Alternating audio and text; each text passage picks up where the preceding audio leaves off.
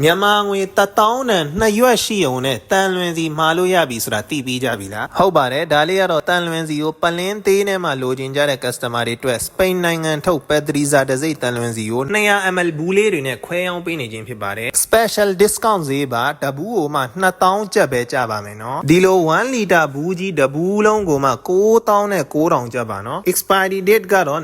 2026ခုနှစ်လပိုင်း29ရက်နေ့အထိရှိပါတယ်အပြင်ဈေးထက်အများကြီးတက်တဲ့ special discount ဈေးပါနော်ကျမ်းမာရေးအတွက်တန်လွင်စီ3ကျင်ပေမဲ့ဈေးကြီးတာကြောင့်လက်တွန့်နေရတဲ့အိမ်ရှင်မတွေကျမ်းမာရေးလိုက်စားသူတွေအတွက်တော့သတင်းကောင်းတစ်ခုပါပဲ extra virgin တန်လွင်စီဖြစ်တဲ့အတွက်ကျမ်းမာရေးအတွက်ဆေးဖြစ်ဝါဖြစ်တောက်လို့လည်းရတယ်ခင်းချက်ရင်လည်းထည့်သုံးလို့ရတယ်ခန္ဓာကိုယ်မှာလိမ့်လို့လည်းရတယ်ခေါင်းမှာလိမ့်လို့လည်းရတယ်ဘတ်စုံသုံးလို့ရတဲ့တန်လွင်စီဖြစ်ပါတယ်နော်လက်ကျန်အရေးအတွက်ကန့်သက်ချက်ရှိလို့အမြန်ဆုံးမှာယူလိုက်တော့နော်ဖုန်းနံပါတ်3999883943ဖုန်းဆက်ပြီးတော့လည်းမှာလို့ရတယ် Viber နဲ့လည်းမှာလို့ရတယ်Facebook Messenger TikTok ကြိုက်တဲ့နေရာနဲ့မှာလို့ရပါတယ်မြန်မာတနိုင်ငံလုံးကိုအိမ်ရောက်ငွေချေစနစ်နဲ့ delivery ပို့ပေးပါတယ်အားလုံးကိုကျေးဇူးတင်ပါတယ်